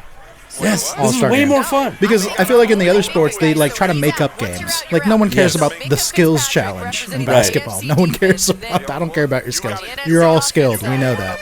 Yeah. Okay, so now, it's 3-on-1. Yeah, go. Oh, so they missed. Dalvin Cook, Saquon Barkley. So now it's inside this yellow line. It's a tiny court now. Yeah. Tiny court. So we don't have that much more to. We don't have that I much like how they're strategizing a plan. It's 3-on-1. You don't really need to strategize. Just all throw. And we'll just probably all get throw it. at the same time. He's taken out. He really took one there. Yeah. So anyway, that's like, to me, that I watched. It's only 13 minutes, by the way. Where I was watching this live with all the commercials and shit, it's probably 5 hours. Like, Yeah, they it was fucking way too long, Really I try to imagine. sell Coors Light the whole fucking time. This is great, and this is like the kind of content that football should be making right now. Like, this is way more exciting, way more fun, and I think we're kind of like, we're entering this point where these leagues can't deny we don't give a fuck about the Pro Bowl, and this stuff is way more fun than watching the Pro Bowl. I think just in general, watching athletes do things normal people do is entertaining. Yeah. Like, that's why it's like when you create your own games, like the skills challenges and things like that, no one cares. We've never seen anything like this before. Right. I'm a big fan. I'm a fan of reality TV in general, but one of the shows that I watch all the time is The Challenge on MTV. It used to be the Real World Road Rules Challenge back in the day, and it's just by the way, birthed the comedians Theo Vaughn and Christina Pazsitzky. Yes. Both like huge comedians. Yeah, they. I've seen the seasons with Theo. I don't know about Christina. Would you like more whiskey? No, I'm okay. This guy has to drive home. I do. But those shows are just essentially normal people or like people that were on reality TV doing very athletic things. Like it's basically turned into like what I would consider like an advanced CrossFit competition, but like with big stunts and stuff. The inverse of that is also fun to watch. Like. Super athletic people or people that you know as celebrities, like doing regular people stuff. Yeah. Like that's like if they just sent these guys to Target with like $20 and asked them to like buy certain things, I would probably watch that because I'd watch. You'd like to watch one of these guys balance a checkbook for a middle-aged mom or something. Absolutely. Like that. I remember once listening to Cliff Averill, the former Seahawk, on the radio, and he was talking about how his wife needed money to go to the store and get milk. They were out of milk, and this was like shortly after he retired. And he gave her $20. And she was like, do you have any idea how much milk costs? And he was like, I figured it was like $20. He had no idea because these guys. By the way, he's right now. Well, it is, yeah. If it was eggs on the dime. But these guys go from being kids, basically, in high school to going to college where everything's like taken care of because they're on scholarships, so they never have to buy anything, to going straight to the NFL where their perception of money is so warped by the first paycheck that they get. Like they have no. I remember hearing stories about the being media adjacent as I am. Yes. The media people being asked by players. Like I remember one of them asked one of the guys in the locker room once, like, how much do you think we make? You know, because they were like giving him a hard time or something. Like, how much do you think we make? And he was like, I don't know, $400,000, $500,000. They have no clue. They have no clue what like normal people do or what they make or things like that. And that's why it'd be so much fun to just watch them do normal people shit. Well, that's like when you get, I mean, not to fucking delve too deep, too far. I mean, we've gone outside of sports in non-controversial places. We can talk about the NBA's nut epidemic later. That doesn't have to happen today. No, we can do it today. No, we don't have to. It's okay. We can wrap it up. It's cool. No, we don't have to. Listen, if you're trying to wrap it up, we can wrap it up. But I do want to talk about a couple other things if you have time. Yeah, we could also split it into two. Sure. No, I think we'd make the podcast long. Oh, okay. We're trying to make this, by the way, so the folks know. It's going to be a 90-minute live show. Oh, okay. Cool. When we do a live show of this, it's going to be a 90-minute show because it's got to be. There will be dancers. There will be probably no dancers. But so I think we are shooting for 90 minutes. Okay, by the way. I like that. Okay, I like that. And if it's a little more, a little less, is no problem. This is why. So I was saying we're delving because I'm going to go into an area that might make you uncomfortable to talk about. Is what I'm saying. I've been uncomfortable around you for years. This is why politicians of both fucking types, of both parties, are completely clueless. Is they imagine, it's like they go, they can't even imagine. They talk about the working class. They can't even imagine what the working class lives like because they have no fucking concept of a gallon of milk is too expensive. Yeah. I have friends that are like silver spoon friends. You know, they grew up very wealthy. And they, you know, to them being poor is like having less than $50,000 in your bank account. And I'm like, you have no We have a mutual acquaintance that did an event that I was part of. I'll tell you the exact name after, so please don't say it on here because I don't need his fucking whatever shrinking flock coming after me in any way. But I did an event, and he was it was for like a homeless Northwest Harvest, which gives food to homeless people. Yeah, good cause. No, I'm not nothing against Northwest Harvest. Yeah. But I was doing this event, and he's like, this.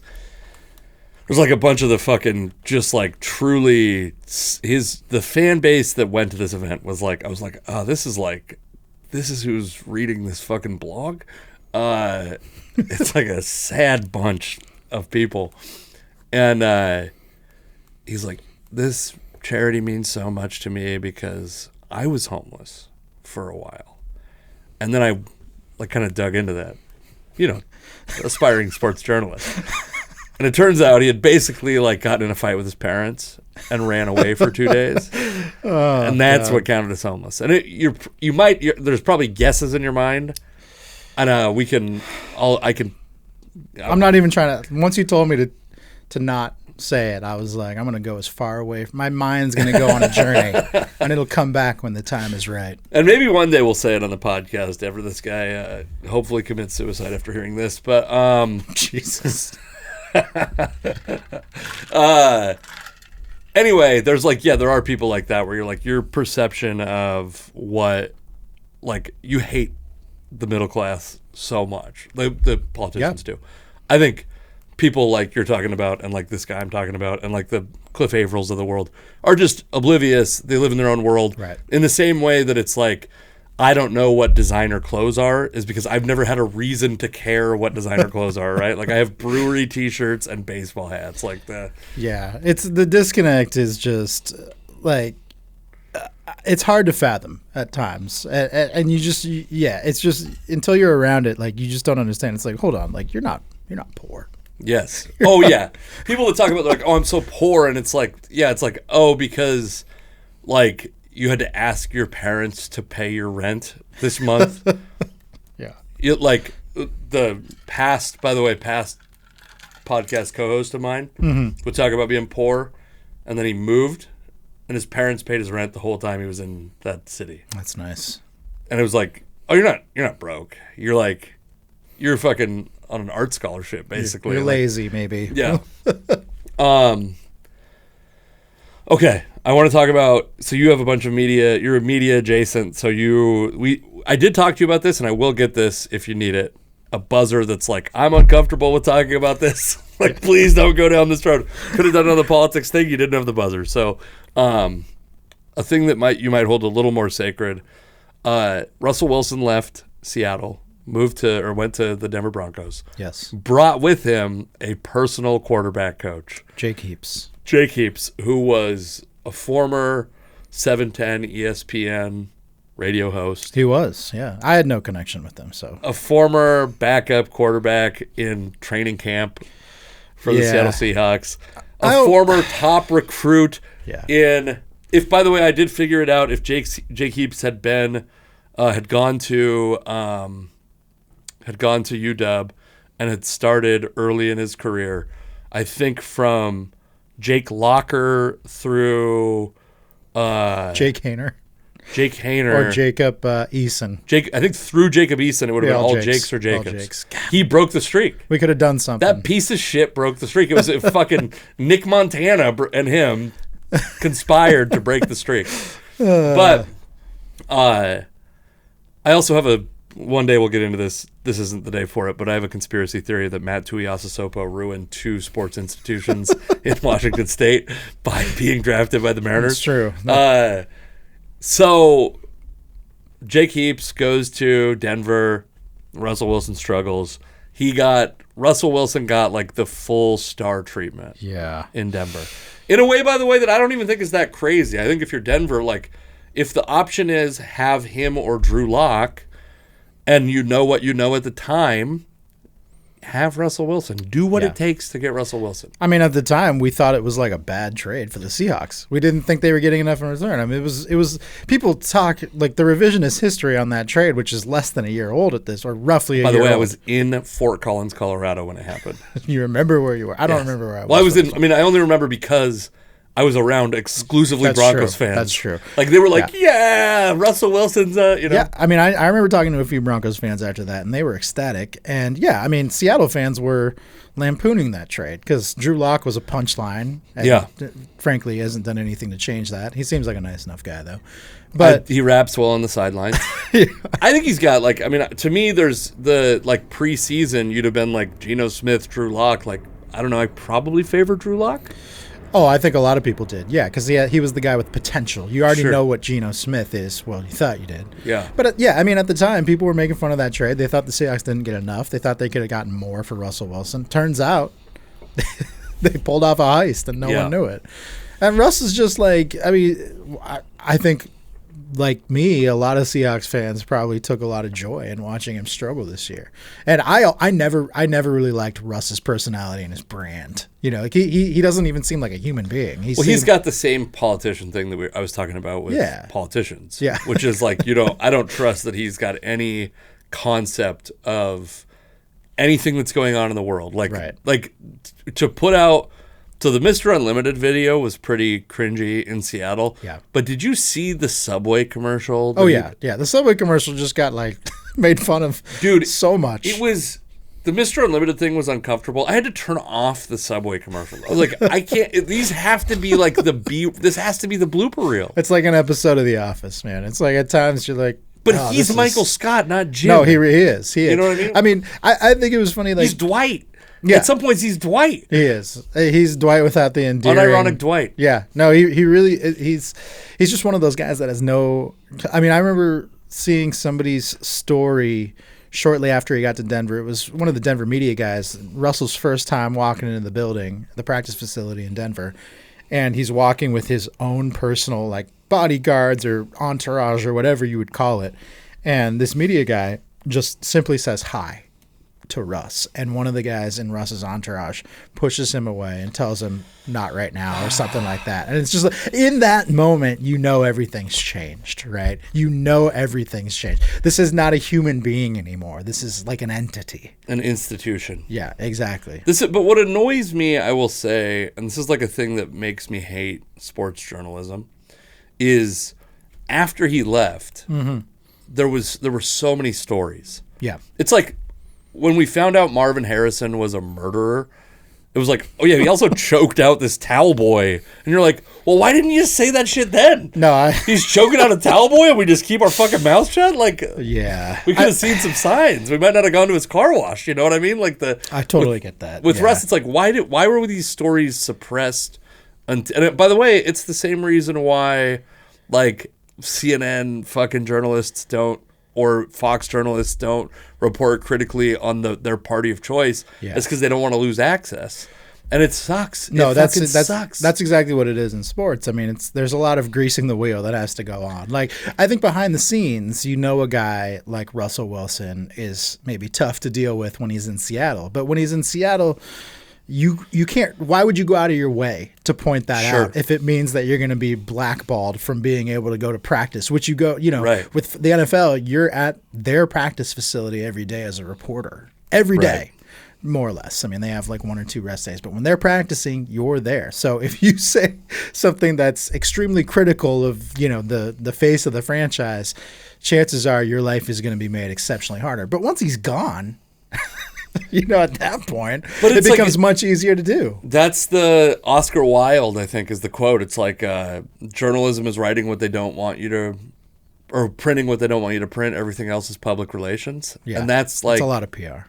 But that's these are supposed to be the fucking journalists. Well, I think if you're a beat guy or something like that, and you're there every day, you're going to kind of try. If you have to report that sort of thing, you'll do it in a way that massages the situation. I'm not even blaming the fucking beat guy, by the way. It's the newspaper having any fucking courage to stand behind these guys, the owners of these football teams, the fucking coaches on these football teams having any courage. I think in pro sports, and even in college sports, what a lot of people don't realize is that the access is so controlled by the teams.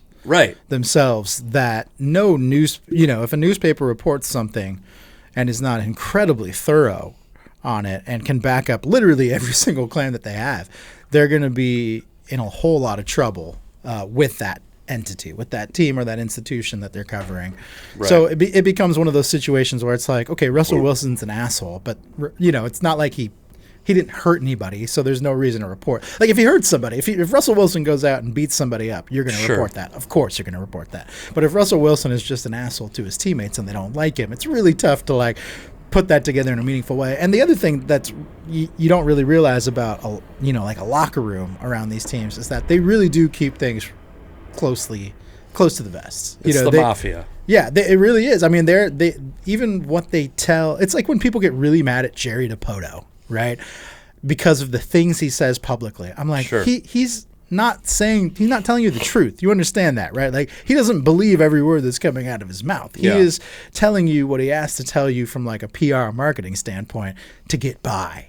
He has to say J.P. Crawford is the best shortstop in baseball. We all know he's not, but he has to say that to build up his own guy. I guess the one thing I'll say on Russ's side is every quarterback is like the governor of that football team. You know what I mean? Yeah. Like Peyton Manning was the governor of the Broncos, the governor of the Colts.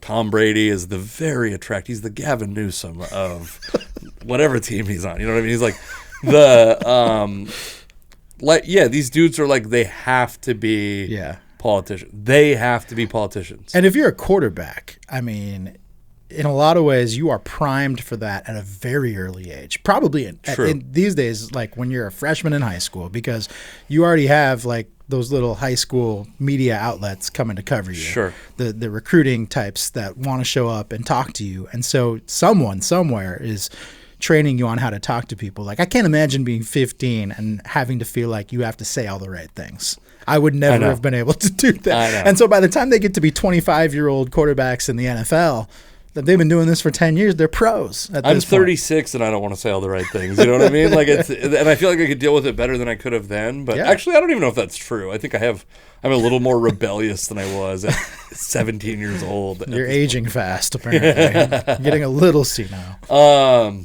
Okay. That's so, but my biggest thing is Jake Heaps. That dude has made more off of being a top recruit. Like, he has, that guy did nothing in college, did nothing in the pros. Yeah. And I didn't listen to his show. By the way, I know there's like people in our orbit. I know folks that there's two people I know a little bit from 710 ESPN Seattle. Mm-hmm. One of them was his former co-host, Stacey Rost, who did an old podcast of mine, the like number 11 out of 15. By the way, what a hero. By the way, she did the podcast. Her and the co-host and I went to this bar to do it. Yeah. In Seattle. They were like, "No, you can't do this here." And I'm like I don't want to be like, you know who this fucking lady is? Like, us doing this here. Then we just go to this other place and shit on that bar. Yeah. Like, this is worse for you to. Stacey's really nice. She's awesome. I've crossed paths with her. I have to have blocked this camera many times in this process. I've been like I'm like on borderline Italian with these arms. So and then Tom Wassel, who I'm happy to talk to you about off the podcast. There are people in the former co-host. Universally, I don't know Jake Heaps, but universally people say he is a very good person. And I have no reason to doubt that. I have no reason to doubt these people that say that.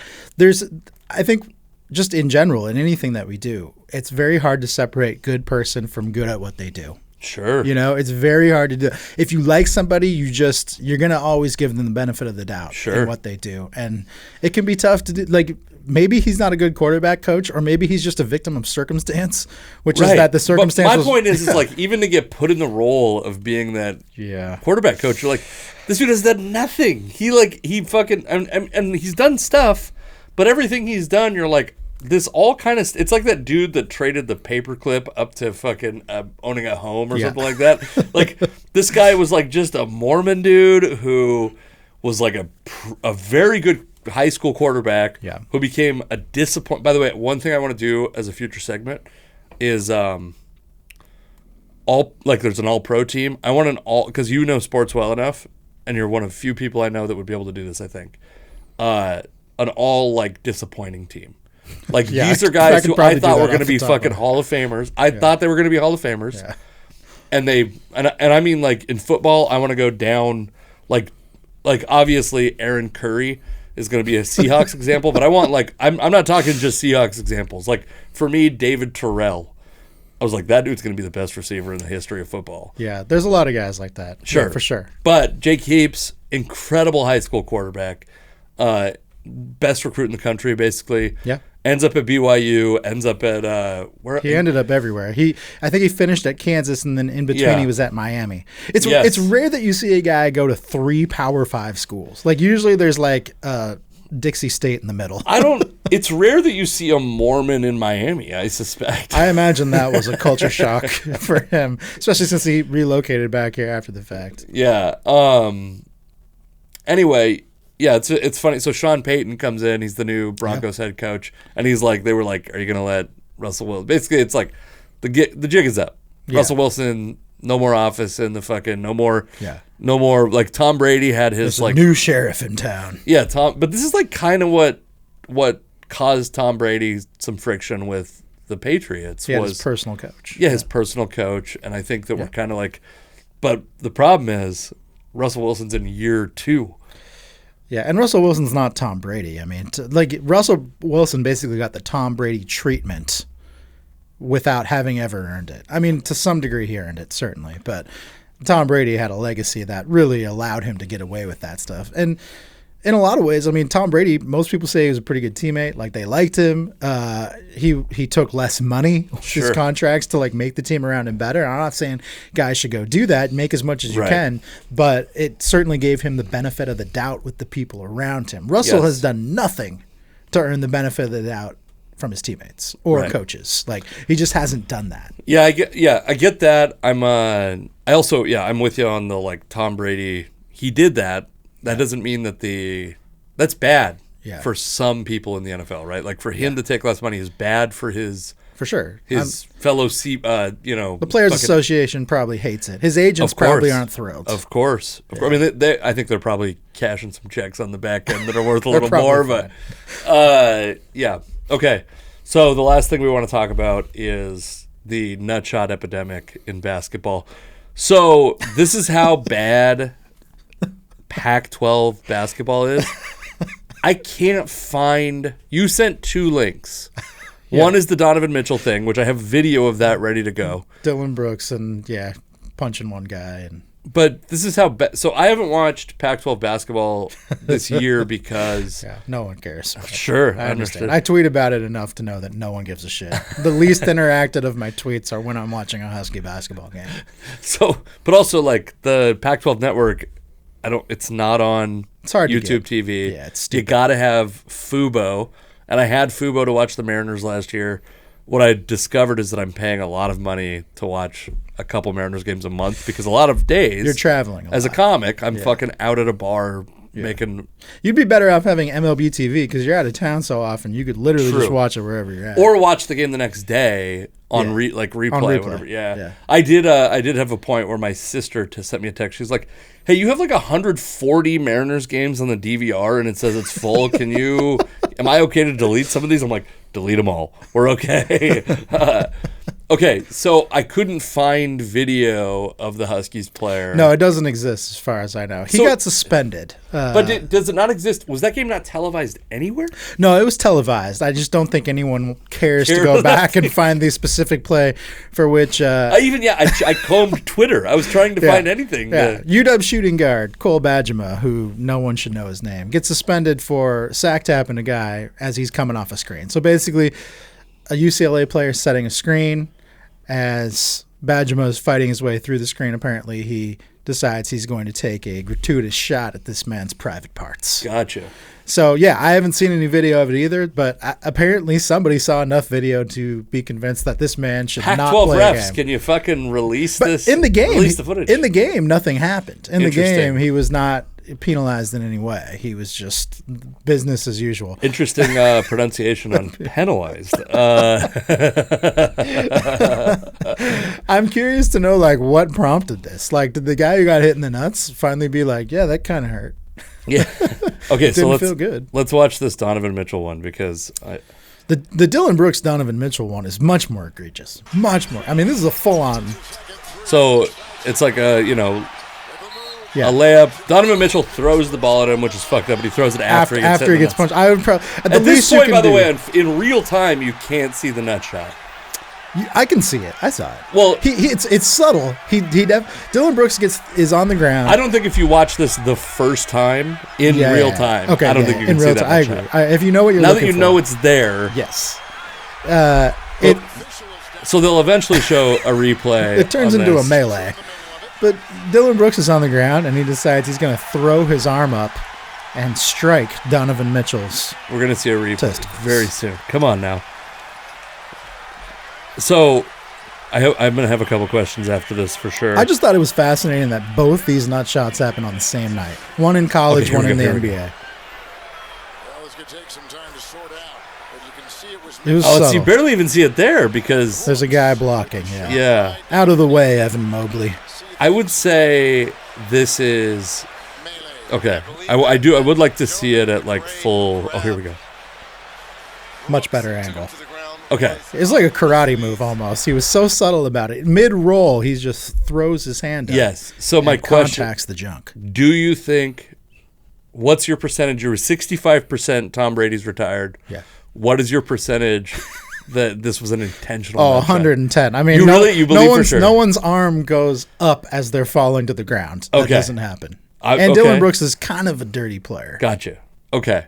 So there's part of it. So my relationship with nut shots in basketball, what I know about is there was like a stretch where Draymond Green was just kicking two people in the nuts a night for like fucking 8 years. He was kicking. I don't know if that's better or worse, but I feel like you can get away with the kick. It was like Easier. he'd like go up for a jump shot, Yeah. which by the way, why is Draymond Green taking a jump shot? It's got to be just to kick someone in the nuts. That's suspicious that he's. It's a guaranteed miss. I grew up playing basketball with a kid who would inadvertently kick people in the balls all the time on his jumper. He had like the Vin Baker, like fade away, kick out your legs at the same time, and it's like, what are you doing? It's like it is indefensible in some ways because you don't want to lose the ability to have kids. I loved the Vin Baker as he would slowly, his vertical would get closer and closer to, like his vertical would get shorter He and had shorter. no vertical. I loved Vin Baker. That trade I was so excited for, and then you see Sean Kemp and Vin Baker, you're like, fuck, who's fatter? Like, I don't know, this is like insane. Vin Baker, yeah. I would have loved to have been like just like a sports fan drunk in Seattle when Vin Baker was drinking. Yeah. That would have been amazing. It probably would have been a great time. He probably Yeah. would have bought your drinks for Yes, you. that which would have been be- awesome. No, I mean the nut shot. I've been on both the receiving and giving end of nut shots before. And Okay. It's When is the last? Here's I have a couple questions, and I have follow-ups for these yes. questions. Okay. Of course. When is the last time you, in an aggressive situation, you were angry, nut shot at someone? Ever in your life? I've only ever nut shotted somebody once. I've been hitting the balls. Not like a jackass number, but enough to Gotcha. feel the pain. Enough to know that there's a hierarchy of nut shots, right? It's not not all nut shots are created Sure. equal. Like if someone like winds up and punches you in the balls, that's probably the top of the list. Or Yes. gives you a full-on kick. That's going to be the worst. But the sack, like a simple sack tap, I mean, apparently what Badgema did in this UCLA UW game that no one can see is he just sack tapped a guy as he was running past. Whereas the Dylan Brooks one is much more of a full-on arm swing and Yes. balls. That probably hurt Donovan Mitchell, and he reacted accordingly. Okay. I feel like I'm an expert in this field. I don't think that's a painful shot. I don't think it's as painful as Mitchell's reaction. Yes. but he anytime he someone flopped. It was a nut flop. I feel like anytime someone goes for your junk, though, if they are taking the time to go after that part of your body as a man, the way Mitchell reacted is the only way you should react. Fair. No, the throwing the ball I have no problem with. I think he flopped. It was a nut flop. Yeah. There was a nut flop. Yeah. But when you and I met, actually, I worked at a box factory with. That doesn't sound like a real job. Yeah, I know. There's actually like a Simpsons episode about box factories. It's like a combination of everybody's like either like a high school dropout. I was the rare like going to college Yeah. person, and then like true ex-convicts. Like there were like, Yeah. or it would be like Mexican immigrants. A lot of Mexican immigrants, right? Yeah. But what the unifying language of the box factory was, we all just played the nutshot game. We would just all hit each Just other a in the nuts. fun, family-friendly game. I remember one time this guy he went by Caesar because a bunch of white people decided they were going to call him Caesar. His name's Cesar. Yeah. But he went by Caesar because just everyone decided his name was Sure. Caesar. Yeah. He was leaving the break room. I was walking into the break room to fill up my water bottle, and I remember like a fucking sniper just around two people, like slapped him in his right nut. I've got hit so many times. This dude named Casey Wagner, I'll never forget. He, by the way, I hope he's a CEO somewhere and this gets him fired. I actually liked him. He was a great guy. Casey Wagner. We had these. There was these enormous metal cylinders, and you would put these. God, I can't even remember what they're called now, but they were like basically these enormous metal cylinders, and you would screw these things into them that are the same shape. They would fit onto the cylinder. Sure. And they had like a metal band on the inside, and then they were like hard rubber on the outside. This sounds like a perfect description of something that happens at a job that is not real. Yes, exactly. He took this thing and from behind just like flicked it up, but it was like a half cylinder, like a half circle, and about like this thick, like the thickness of like an inch by inch by inch, like whatever or inch by inch. And it's like heavy. Yeah. It's metal and hard rubber, right? Yeah. And he gets like the perfect underside nut tap on me. It floored me, dude. I've been kicked full fucking like full fare. Yeah. I've been punched. I've been like my friend that is responsible for a lot of this whiskey. We had a rule. It got so out of hand that we were like, dude, you're like 5 ahead. You gotta stop. You gotta let me catch up. Yeah, so we had a rule. Our rule was +1. You could be even or +1. Once you were +1, you're not allowed to hit me anymore. And if you do hit me, you're now +3, which means that I can hit you 2 times, no retribution, and then we're just in. It's like a peace fire, but I get to fire the shot. Yeah. This is it's a unifying language, like you said. Yes. This is what helps people. So get you along. never did any recreational net tapping? I mean, not really. Not when I was in elementary school, for sure. I remember. Okay, I'm taking this back to elementary school. We had a kid that was a few years younger than us that liked to punch dudes in the balls, like literally, like wind up, full on punch in the balls. Have you seen the King of the Hill episode about this? No, I have not. I'm sorry. It's a great episode. This kid, we would like deputize him, and he'd go around and punch our friends in the balls, and we thought it was funny. He was young. He was probably like 7 or 8, and we were probably like 10 or 11. You know, like we thought it was hilarious as hell. But that was the only other time that I've really been a part of that sort of thing. Is I did it in a recreational basketball, like a city league basketball game once, to a guy who was just talking a lot of shit. You did it on purpose? Yes, I did it on purpose. Okay, I got to hear the story. This is how we're closing the podcast, by the way. I need to hear the story. Yeah, I mean, it's one of those things where I feel like the Dylan Brooks, Cole Badgema situations, like these guys are in losing endeavors, right? They're going up against basketball players who are better than them. They have no other recourse. Sure. To try and take a good player out of their game than by hitting him in the balls. I mean, that's good justification. I'm not against you. I mean, I don't feel great about this. It was not my proudest moment. But it was one of those things where it was like we were playing a city league game, and this guy was he was the best player on the other team. He was absolutely destroying us. And the only way I can describe him is that he was like a human affliction T-shirt. He literally had like wings tattooed on his back, and he was a real asshole. I mean, he was an asshole to everybody that was playing against him. Sure. But even his own teammates hated him. They only had him there because he was the best basketball player they knew.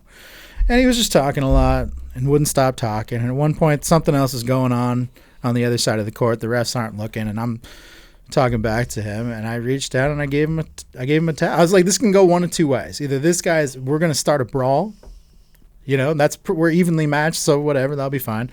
Or this guy's a coward. He's just kind of a bully, and he's going to walk away. And I didn't hit him hard. I mean, I hit him hard enough to send a message, but not. It doesn't take much.